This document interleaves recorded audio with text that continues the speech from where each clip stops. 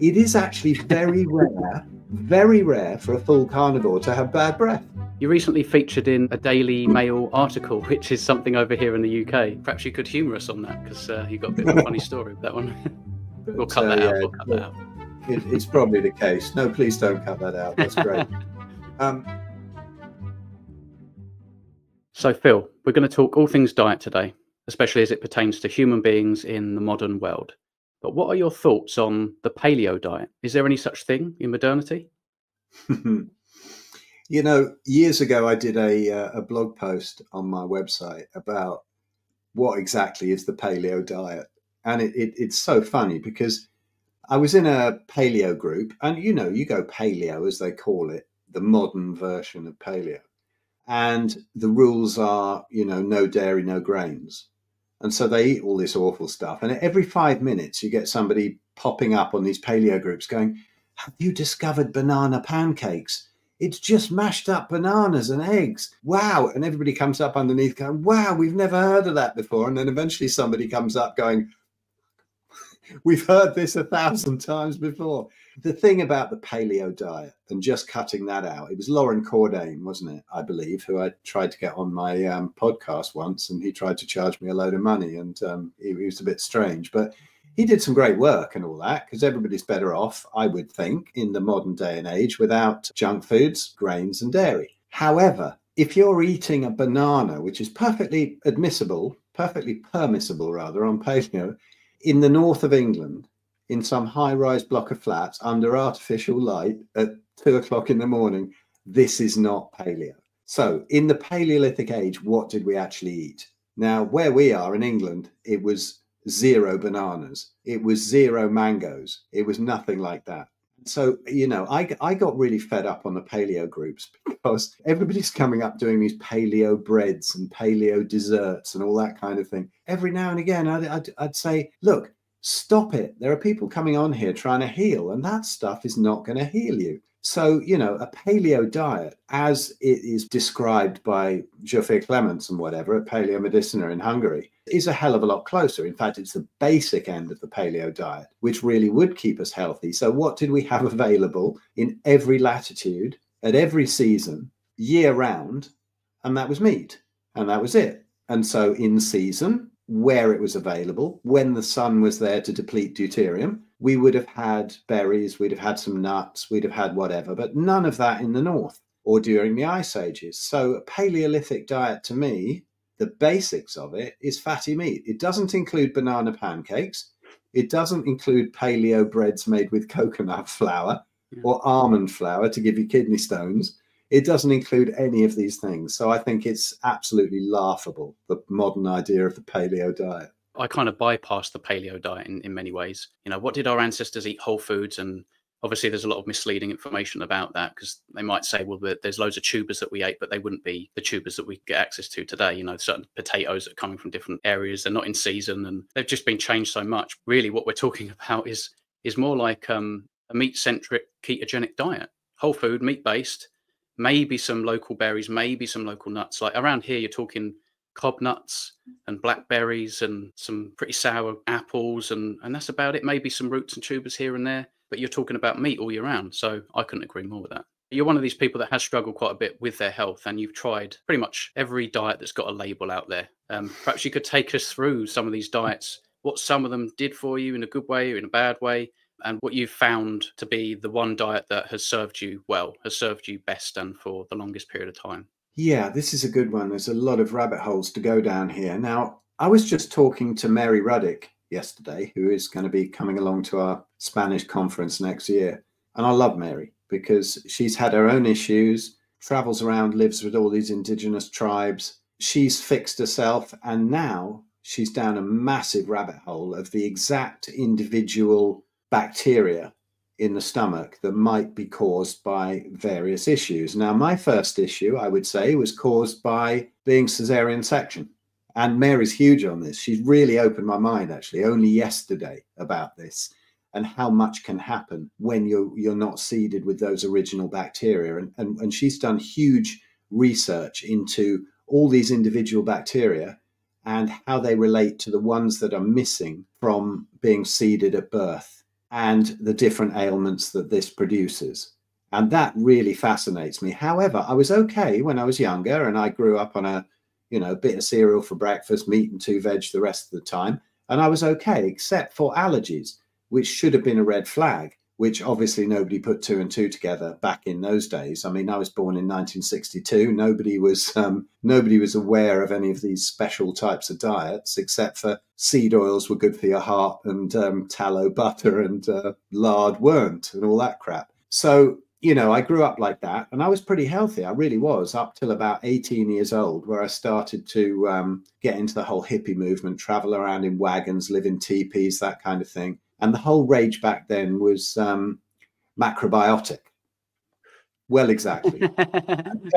Exactly. That smoking massive amounts of ganja, taking massive amounts of psilocybin mushrooms, all of that kind of thing. But what we ate was pretty much macrobiotic, except for a stall that I had at the festivals selling cheese omelette sandwiches and egg sandwiches, which was called the Festering Kipper. And we ran that for a couple of years back in the early 80s. But mostly it was the healthy thing was to be macrobiotic, loads of brown rice and lentils, that kind of thing. I should have figured out in a small wagon where I was traveling with a friend that most of the atmosphere was methane, that there was probably something wrong with what we were eating, right? But I had no real symptoms until probably about 1986, when I got sucked into the whole spiritual thing, probably 84, 86. And I started to get a few joint issues around the sacroiliac joints. Now, I thought it was to do with sitting in lotus position too much and bouncing around on foam mattresses, trying to create world peace for the transcendental meditation movement. But it was more than likely that that was where the inflammation was starting, because a lot of these rheumatic, arthritic kind of conditions start off in the sacroiliacs if they don't start off in the skin as psoriasis. And I didn't twig onto that, of course. And then it kind of escalated, and it sort of ticked along through all my dietary experiments, where I came back from the macrobiotic thing and started adding dairy and cheese and eggs, that kind of thing, and ended up vegetarian for most of the next 15 years or so. Things slowly escalated. The human body is very adaptable, right? If you have decent redox potential, it can protect you against these things. But eventually, if you don't listen to the whispers, they become shouts. And by probably the early 90s, I started having to put my wrist in ice buckets in between sets when I was playing drums. And they diagnosed this as Kienbock's disease, which is a crumbling of the lunate bone, avascular necrosis of the lunate bone. They were wrong, and that was lucky because I didn't take any of their meds, which I probably would have done back then if they'd have told me that it was the start of some kind of inflammatory arthritis. That should have been a warning. Now I can just look at all those things and just smack myself. I wish I could go back in a TARDIS or something and give myself a slap and say, these were the warning signs. Wake up. Yeah. Migraines, allergies, hay fever, all this kind of thing, where the immune system, which doesn't exist as they say it does, but presuming it does for the moment, it was messed up and the body was rebelling against certain things. So then it continued. I ran a gym in the late 90s. I trained a lot, got pretty big, wrote for bodybuilding mags, that kind of thing. But I still had to take a few weeks off here and there because I had this pain, that pain. The rotator cuff would go, the sacroiliacs were going again, and I'd have sciatica, all that kind of thing, which I just put down to age because I was 35 years old at the time, which is really old, right? No, you should be absolutely fine at double that age at least. But I didn't listen to it. And then when I went off to India for a few months and gave up the gym, came back and just started eating crap, really. I mean, not massive crap as people would think of these days, of like sweets and processed foods, but, a lot of cheese on toast, cereal. Then I'd have something that I thought was healthy, like rice, dal, and vegetables. And I ate that for about a decade. And then in 2010, absolutely crippled, knocked out, psoriatic arthritis, 90 pounds overweight, couldn't move off the sofa. And I had to throw out everything I thought I knew because my first step was to go completely vegan. That didn't work, just made me emaciated. So then, obviously, what I had to do is to go raw vegan with juicing. So I juiced up all the spinach. I did all of that kind of stuff like a good boy. I had almonds in my smoothie. I had turmeric. I would eat dark chocolate because it was so healthy. I must have been close to the lethal limit, right? The lethal dose of oxalates every day. And then the kidney stones hit. And so all that veganism did for me was make me emaciated and gave me kidney stones and brain fog and a few other things. And so eventually I discovered Natasha Campbell McBride's work, realized I needed to eat a load of fatty meat, and things started to improve up to about 2013. And I wrote that book, Arthritis, the Best Thing That Ever Happened to Me. But I wish I could put out, well, I should edit it, shouldn't I, at some point, and just put, read this book. It's very entertaining, but ignore all the stuff about high fat and keto and all that. Just go fully carnivore and just forget it, you know, save all those years I wasted. And then 2015, I just realized that I felt better on the days where I didn't cook my healthy roast veg in coconut oil and butter to go along with my fatty meat. And it was kind of before the time when a load of the info was available on Carnivore, but I just figured I felt better. And so, you know, 2015, I went fully carnivore, and that was it, really. Yeah, rest is history. For anybody who doesn't know, what is psoriatic arthritis? Maybe you could tell us a little bit more about that. Well, psoriatic arthritis is much like rheumatoid arthritis. We're just without the rheumatoid factor when they factor in these ridiculous blood tests they do to try and, you know, sell you various meds saying you've got an incurable disease, whereas all of these diseases really are rooted in the same problem and that they have the same fix. It's not like osteoarthritis that people think wear and tear on the joints where the cartilage gets worn away, that kind of thing. What it is horrendous inflammation in the synovial membrane, which holds the fluid into the joints. It's horrible. The joints are like red, inflamed, very swollen. Sometimes there's suicidal pain even at rest without moving it. It's horrific. Yeah. And in the end, it sort of damages the synovium, thickens up the synovium. I've still got that in a couple of joints. It's horrible. The thing is, you know, the question is, I guess, not so much what is psoriatic arthritis, but what is autoimmunity? And I think that Anthony Chaffee summed it up very well at the talk in Spain recently. I've got a little video on my YouTube channel if somebody sees it, Phil Escott YouTube channel. But he sums up his talk. And it was very similar to my talk, really, about the autoimmunity, which was, you know, they say, okay, number one level, the doctors say your body is attacking itself for no reason. We don't know why you need these meds. And that's it. The second level is its molecular mimicry. Unusual proteins go through a leaky gut into the bloodstream. The body identifies similar molecular structures in certain tissues and starts to attack your own tissues as well. I don't believe that either. I think that it's the body doing exactly what it's supposed to do. The body can't work against you. Once the gut's leaky, then things get through that shouldn't get through, whether it's plant toxins, undigested proteins, whatever, they get through and they lodge in certain places. Which places and why? My theory is more an emotional thing and where they get lodged in different sort of blockages of energy. But they get lodged in various places like the thyroid, or when people have PCOS or they have endometriosis or whatever. If it lodges in the joints, if it lodges in the sheaths of the neural system, then they will get MS, they will get Parkinson's, that kind of thing. It's all pretty much the same, but you've just got to stop those things getting through the leaky gut and tighten up the gut integrity, tighten up those villi, and then things tend to calm down once the body's got rid of what's already in there. It's really not rocket science, and that's why we get called such quacks, because it sounds too simple, right? Yes, but obviously there's so much to it because there's so many different culprits from so many different angles. I think obviously you're quite sensitive. You don't do dairy, and actually it seems that is the best advice for anyone who is struggling with autoimmunity. You can't do dairy because of potentially the casein proteins.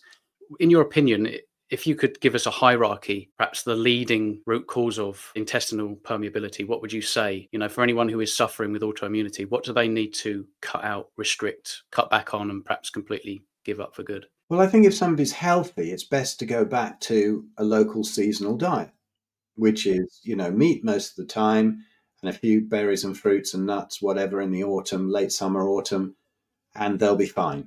Once you're autoimmune, I think you lose all your plant privileges, at least for a year or two. And so none of those, you don't need any of them. And so just really good fatty meat, a few organ meats for your supplements, not too many. What's caused the problem now, because our grandparents were pretty healthy while they were eating a bit of broccoli and a bit of runner beans and potatoes and whatever. But now I think they'd have probably been better off without them, but they were fine, much better than we are nowadays. But I think that the main causes are, from early in life, C-sections, stuff like that. The stuff that we're not allowed to mention on any channel, which is early childhood harmful armfuls. They can really mess about everything in the system. Antibiotics, as soon as something goes wrong because you've eaten all the wrong stuff, then they pile in the antibiotics. However, everybody is eating, if they're eating processed food, they're eating a broad spectrum antibiotic all the time. This was something that a light bulb went off for me when Natasha Campbell-McBride was on my podcast. And I just asked her the first question, what is autoimmunity? And I had about 20 questions for her. And I only asked that one. She went on for about 20 minutes, but I just let her go because it was brilliant. And she was saying, well, recently glyphosate has been sprayed on everything. And everything that you get from the supermarket, if you're buying your food from the supermarket, whether it's Harvey Kellogg's anti-masturbation cornflakes, or whether it's broccoli, or whether it's anything like that, or chocolate, or anything, it's had some contact with glyphosate. So you're on a sort of low dose antibiotic the whole time, which is messing about your gut flora.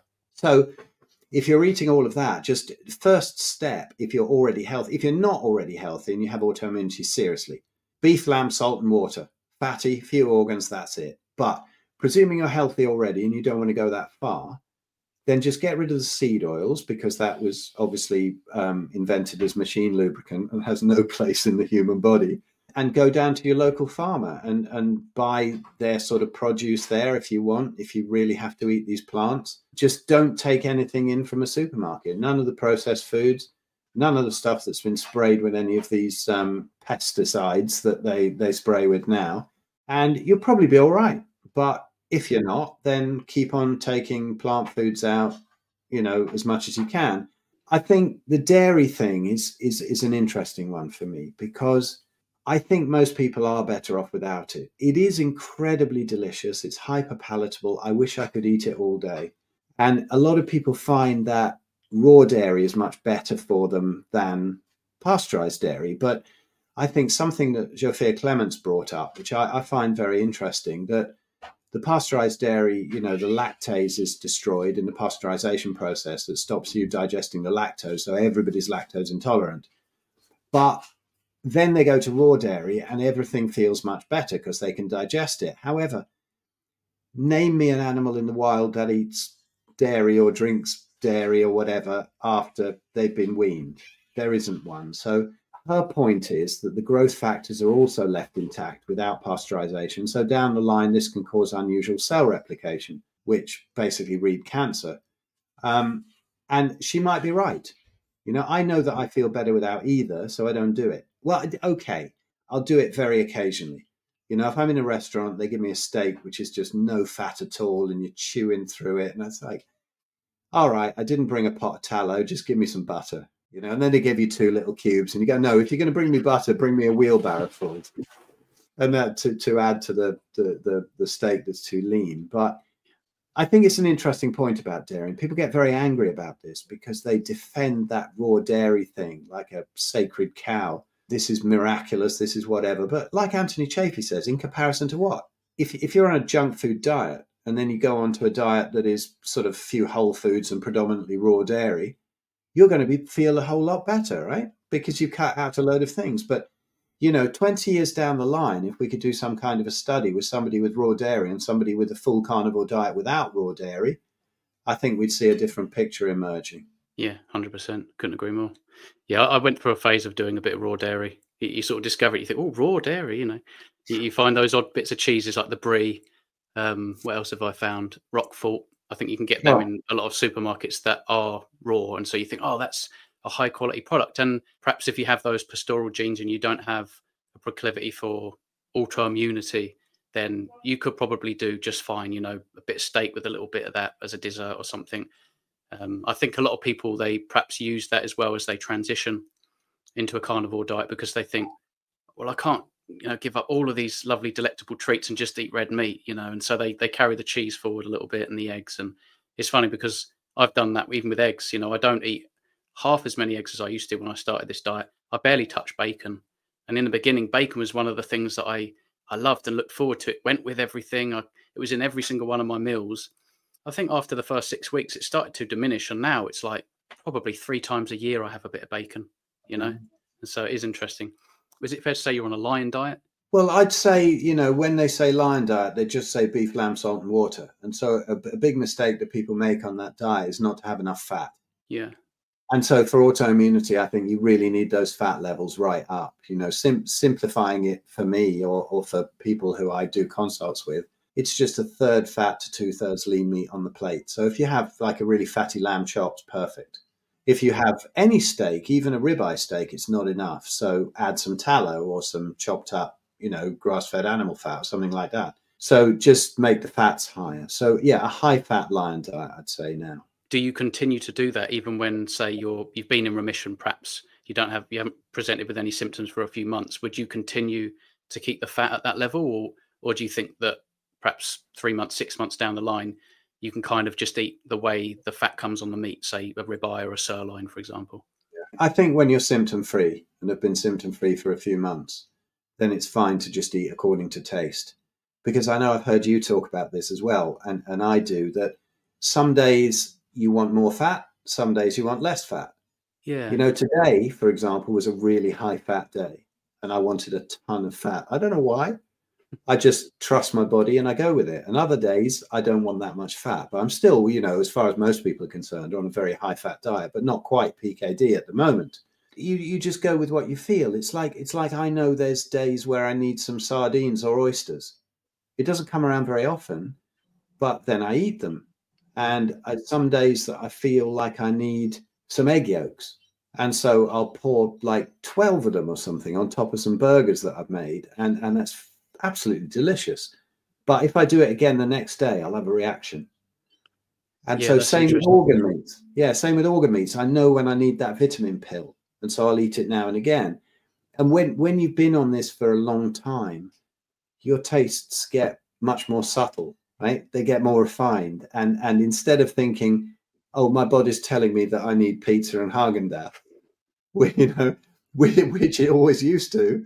And so I could never hear the subtler signals because I was caught in the addictions. But once those addictions die down, you can listen to the subtler signals and think, well, yeah, I think my body needs something. I don't know what it is. I'm not going for a blood test. I'm not going for this and that. What happened to our intuition? I love it when people like Stephen, they actually, interpret blood tests properly. But if everybody was in touch with their intuition, they wouldn't need these blood tests. It's just like, what do I feel like I need today? That's it. Yes, I know what I want. And so you do it. Whereas our ancestors, the hunter-gatherers, if their gut was completely, sorted, no leaky gut whatsoever, they would get enough over the year, but in various seasonal changes or whatever they caught. Because I know people are going to say, well, our ancestors could never have chosen sardines that day and beef the next day and whatever. They wouldn't have done, but because they absorbed all their nutrients so well, then they would be stored up and nature would give them exactly what they needed. But nowadays, no, if I have a desire for some egg yolks or some fish or whatever, or some organ meats, I'll do that. But my basis is beef and lamb.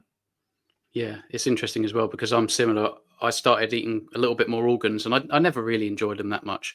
But say a few months goes by and I haven't eaten liver for a bit and I see a little bit in the counter and I'm like, I kind of fancy a bit of lamb's liver.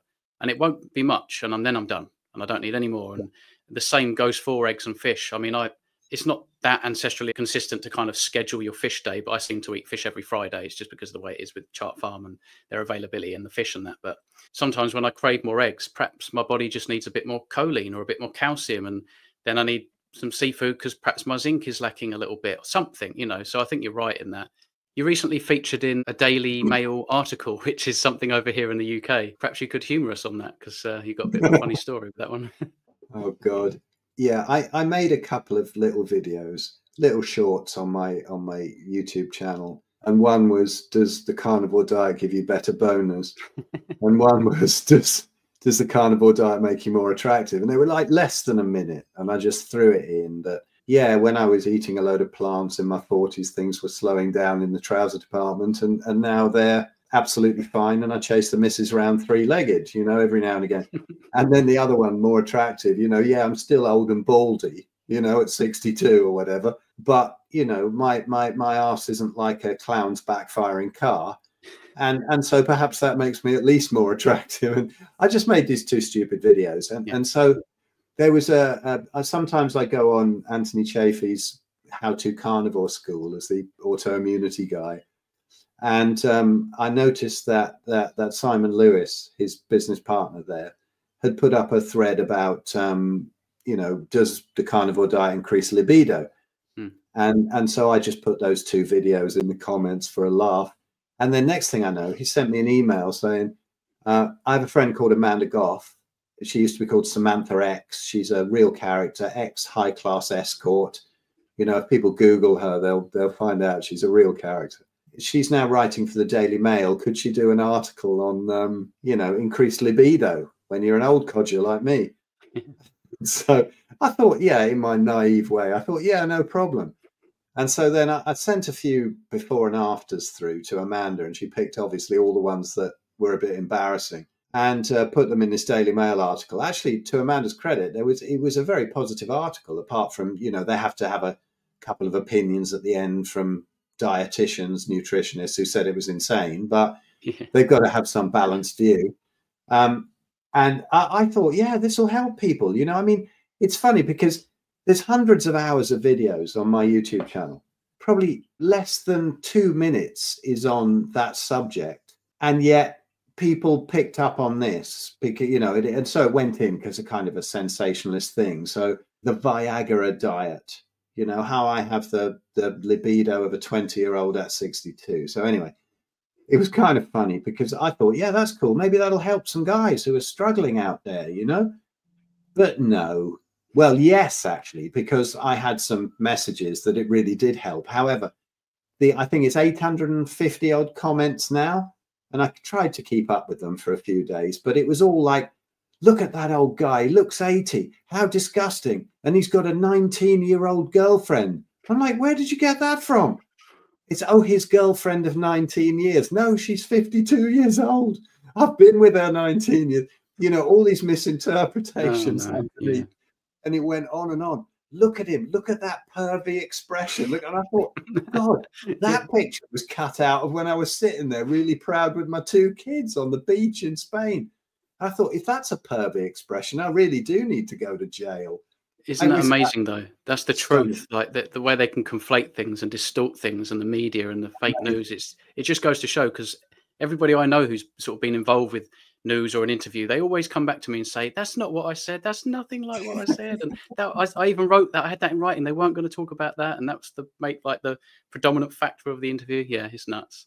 So, I know it's amazing. And people sort of saying, obviously young people coming up and saying, ooh, imagine that hitting on you in a club. And I'm saying, look, I'm 62. The last thing I want to do is to go down to a club and hit on a 20-year-old. It's I can't think of a more appalling nightmare than being with a 20-year-old. But the funny thing is, you're not seeing at 20 that you're going down to a club trying to find your perfect partner. I've found her. I'm really happy. You know, there's no need to take the piss. One day you'll be 62 and you'll know what it's like. And it really isn't disgusting. I made a point in one of the comments or probably on my Substack. If people can find my response, and you can see the Substack underneath there, you can see my response to the article. But, you know, I remember when I was 18 and I had a brief fling with a 30-year-old and I thought I was granny bashing. And I thought, you know, how old is she? And now I'm more than double her age. And so obviously people at 20 years old are going to think it's revolting. But, you know, I'm sorry to shock everybody, but if you eat the right diet, you can still have sex at my age. It's absolutely fine. Yeah, it's so funny, isn't it? Yeah, you know, it's nuts, yeah. This is just one of the benefits that we see. So I thought I'd highlight that one, because you're not going to get in the Daily Mail just for the carnivore diet and reversing autoimmunity, right? Yeah, so that was the way into the Daily Mail. And so I thought, you know, that will help some people out and whatever. But it's just one aspect of it that we see, isn't it? You see so many old guys get their their erectile dysfunction disappears. The women get their libido back. Not only that, but I remember seeing it on Ken Berry's channel as well, and he was talking about it, that women in their 50s and whatever after the menopause are starting to get pregnant, and they're not that happy about it. So if you do go on a carnivore diet and you get your period back, please be very careful. But it just shows that there is a reversal of that sort of hormonal aging, if you like, and that this sort of aging of your genitalia, if you like, really shouldn't happen. I mean, when you look at tribes, there are women getting pregnant in their 70s and stuff. Right. It's not unusual, and we think we're old and ready for death at 70, whereas some people on this planet are giving birth at that age and living to 120. Yeah. So it's funny, isn't it? It is the enormous stigma against this diet will get anybody arguing. I mean, there were so many comments as well. Imagine his breath. When did he ever have a poo? I mean, things like that. I mean, when I stand in front of vegetarians now, I have to kind of hold back because of their breath. I mean, I love you guys. I've got a load of veggie friends, but something's going wrong. It is actually very rare for a full carnivore to have bad breath. It doesn't happen, because the whole sort of microbiome in the mouth, in the gut, everything is okay. It's amazing. Yeah, imagine his breath and he's never had a poo, and then there's you come to all the fiber thing, and I go, well, I've been doing this almost 10 years. I've got a flat stomach. Where is all the poo? I'll tell you where it is, very efficiently down my toilet, or in your case, coming out in that bag. It's absolutely fine. It gets digested perfectly, and out it comes. Right? Yeah. Amazing. Yeah. Natural. It's natural. It's not normal to have like so much fiber queuing. I didn't realize when I was browsing through some of this vegan content that I come across, and a lot of people send me sources, and I sort of find these new channels, and I'm like, wow, I can't believe what I found here. Some of it's really interesting. All these new terminologies that I've never heard of. Melon belly. Oh yes, I saw your video on that. It's absurd. Hilarious. Wow, and these guys don't seem to learn from the painful experience. And there was one particular individual that was just quite comfortably saying to the camera, I eat this every day. I eat bananas and I put it in a blender. I add raw cane sugar to it, and I'm experiencing lots of pain, but it's worth it to get proper nutrition. And I just couldn't believe that was the logic, that was his conclusion from that symptom. I mean, these guys are laying down, like one of them was like, you're out of commission. Like, you get melon belly, you're done for like 20 minutes. I was like, what is this melon belly? But yeah, I've likened that sensation to having wine, years ago. And it was always white wine. And I've probably felt this perhaps 2 or 3 times. And one time I remember drinking a few glasses of white wine. I've had to go outside and lay on the grass. And it was very similar to where they were describing the sensation was. And it's interesting because they said that they get it from melons, they get it from grapes. And I thought, well, white wine's grapes. But yeah, there's a lot of strange things going on. And a lot of these people that say when they eat fruitarian, they get up and they have 3 poops before midday. Oh, easily. I couldn't get my head around that. That's kind of like a mild flare up, back when I was struggling with IBD. But some of these people are literally going 6, 7, 8 times per day. And I'm like, that was my flare up. Obviously, they might not have blood, but who wants to be going to the toilet? Yeah. I've been there. I didn't actually have the symptoms of pain or anything particularly. But yeah, I was totally used to going for a dump, like, between 2 and 5 times a day. On a bad day, about 6 or 7. And I was used to that. I just thought, well, that's healthy. I'm not constipated. It's regular, it's very regular. Yeah, very regular. Yeah, very frequent, very regular, little and often, all the time. Yeah, it's interesting because a lot of these people say as well, they can't even get halfway through their meal without going back to the toilet. Then they come back to finish their meal. And I'm like, that's not normal, guys. Well, it's normal for you and your community and the position you found yourself in. That's normal for that context, but it's certainly not natural. And I can't imagine it's very healthy. I remember one time when I tried out that 30 bananas a day diet. I never managed to get to 30 bananas, but I was eating a load of bananas and other fruit, and it was fruitarian. And I have a poo in the morning and it smelled like fruit. And I thought, wow, that's so healthy. It doesn't smell like poo. But a newsflash, poo is supposed to smell like poo. It's not supposed to smell like something that you haven't digested and you just mashed up and put straight in the toilet. And so, you know, the weird things that get into our head, and I've been guilty of them all. Yeah. I heard someone talking along those same lines, and they actually said, "Can you believe that cows that only eat grass, their poo smells great too?" And I was like, "I'm pretty sure it doesn't actually." No. I remember cycling to work in the morning. I used to do sort of like a 3 a.m. start at Sainsbury's, and I went down this little alleyway from Oxford. I would often go through there, and it was pitch black, and every now and again it scared the hell out of me. These cows, these big old cows, right up against the fence, but it stunk. All of the cow pat on the fields and that. There's no way that just because you're eating plant based that your poo smells good, and that's an indication that you're eating the right things. You know, it's absurd where they get these things from. But Yeah, it's an indication that you're a carnivore and you shoved a load of plant matter in, so it's coming out exactly the same the other end, right? I remember you saying something, I think it was on Abs's channel, that you could identify exactly the shapes of vegetables that you ate coming out. And of course, I had so many weird comments like, "Oh, you're supposed to chew your food. Oh, well, all this proves is that you know nothing and you didn't chew your food." And I'm like, "No, if you saw me, for example, if we had footage of my friends and family around a table, we're all sort of like kicking into the same pizza, you wouldn't sort of look at me and go, he's the odd one out. Like he's just taking a bite and swallowing it. I was chewing my food, but." What you got to realize, say for example, you've got salad and you've got lettuce and pine nuts and olives and tomatoes and beans, and you're just sort of chowing down on this stuff. You think you're chewing it, but what you'll find is some of the little things, the seeds, the skins, half of certain whole small plant foods, a blueberry, a segment of a mango or raspberry, you're swallowing this stuff down. You're not munching this down to a pulp. And this stuff does not change until it hits the colon. And so many people have still got the wrong end of the stick with that.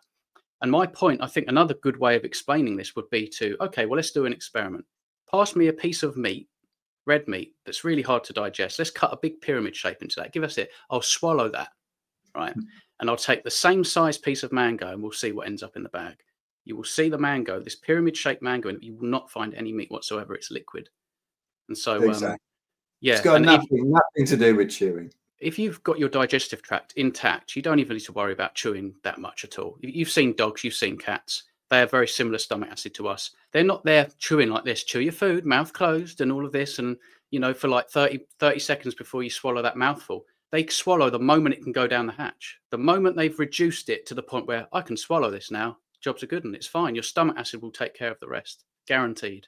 You know, as long as you are, and if you're eating the right foods, you know, you're eating fatty red meat, you're getting all of the nutrients, you're getting plenty of zinc and sodium and chloride and all of these things that will keep your stomach acid healthy. This stuff is liquidized in less than 2 hours effortlessly. And it's just being absorbed in your small intestine. Your villi is all happy. You know, it's not like gluten and fiber and all this stuff. And I can't get my head around it, but you're never going to please everyone. And I suppose I've got to realize that a lot of these people, they're coming across this content for the first time and they think, nah, this guy's an idiot. This guy's crazy. Let's not generalize this. You're a rarity. We don't all have this sort of weakness for fiber. Fiber's good, you know, fiber's essential. We produce all that methane and hydrogen gas. I know. It's you know, I remember back in those, you know, those days where the house was full of methane, and you just, you know, as a friend of mine said who went carnivore, that he, you know, the one downside of it that he misses is that he can't light his farts anymore because there's hardly ever any. And you know, it's the only downside I can see as well, I guess. But I think a lot of it comes from this business of, you know, meat being undigested, and your average American has like 40 pounds of meat stuck in their colon or something. I mean, it's utterly impossible. I'd love to see that study. Yeah. How did they come up with that? Where is that information coming from? I've no idea. It's just incredible, isn't it? Some crap pushed by the Seventh-day Adventists, probably. Would you like to talk about your Substack, your website and things like that? Yeah, sure. You know, my Substack I set up just to do the occasional blog post and whatever, but also my my old podcast. I've got 2 old podcasts, Carnivore and Beyond, where there's only 10 episodes. But for me, it was to get very spiritual people who have seen through the whole plant-based dogma and got back their physical, mental and emotional health and even spiritual health by going towards more of a carnivore diet or exclusively carnivore. And that was the focus of that. Then I had the Red Pill Buddhas podcast but I kind of lost access to that due to the guy who was putting it together just won't get in touch with me. So You now dirty old perv. I know. That's what it is. He saw you in the Daily Mail and he's like, that's it, I'm done with you. Yeah, it was before that. He must have twigged it even before the Daily Mail exposed me. But, we'll cut that out. We'll cut that out. It's probably the case. No, please don't cut that out. That's great. Yeah, so then I had the Red Pill Buddhas one, and there's some great episodes on that. But now I understand that you can do a podcast via Substack, and it does all the RSS feeds. So the next one is going to be the Red Pill Sangha, which is the first time I mentioned this on here. So Thich Nhat Hanh, who was a spiritual teacher, once said, the next Buddha will be the Sangha, which is the community. And I love the old expression that, what we need is more Christs and Buddhas, not more Christians and Buddhists. Right? We need more people who are actually starting off these the whole thing of the pure form of spiritual teaching, without all the dogma around it. And that includes, who we are as humans, what we're supposed to eat and everything.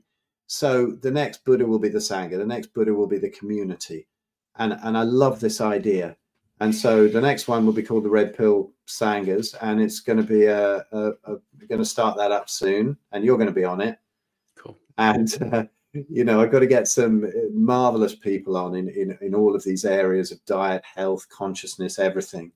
And so the Substack, to sign up to that, you get a free ebook. You get, for paid members, which is only $19 a month. I do a Zoom call, which I'll be doing in a couple of hours every Wednesday evening for members on sort of, carnivore diet, autoimmunity reversal, that kind of thing. So it's a nice support thing for on the Substack. And you'll get regular newsletters about all our events, like the ancestral health event that we've got coming up in Lancashire in August, and doing that Spain thing again with Anthony Chafee, probably Sean Baker, nice. Sarah Pugh, Sophia Clements, and a few others, Natasha Campbell-Bride. Check it out, carnivorespain.com. But in the Substack, you'll see all this information. And if you want a personal consult about autoimmunity, then that's, you'll find out about that in there as well. This is the thing. This is why we're not driving around in big cars and have mansions, right? Because it's very, very simple what we need to do. Telling people this very basic info and spending most of the time just getting rid of the brainwashing that's taken people away from this info. That's the complicated thing. When I think how simple it is to understand what's going on, and how all that study I did for 30 years, wrote books on vegetarianism, all that kind of thing, and how wrong I was, and how all I needed to do was look at a cave painting, it can seem very, very oversimplistic to people. And so there are very few things. People approach me, probably approach you as well, Leave, to be affiliates for certain things, these freeze-dried organ meats, this and that, all kinds of stuff.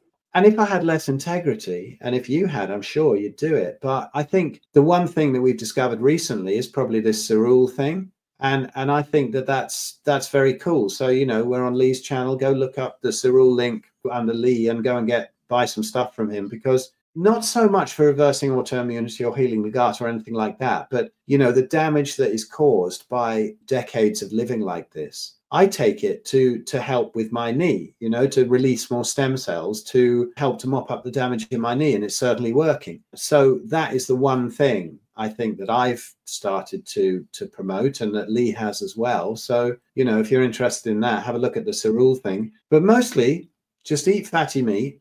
Get grounded every now and again. Get the light right. Get the artificial light out of your eyes at night. Get the natural light in the morning. Sleep properly. Enjoy your family. Do what you love in life rather than have a job that you hate. And disgustingly enough, still have sex in your 60s.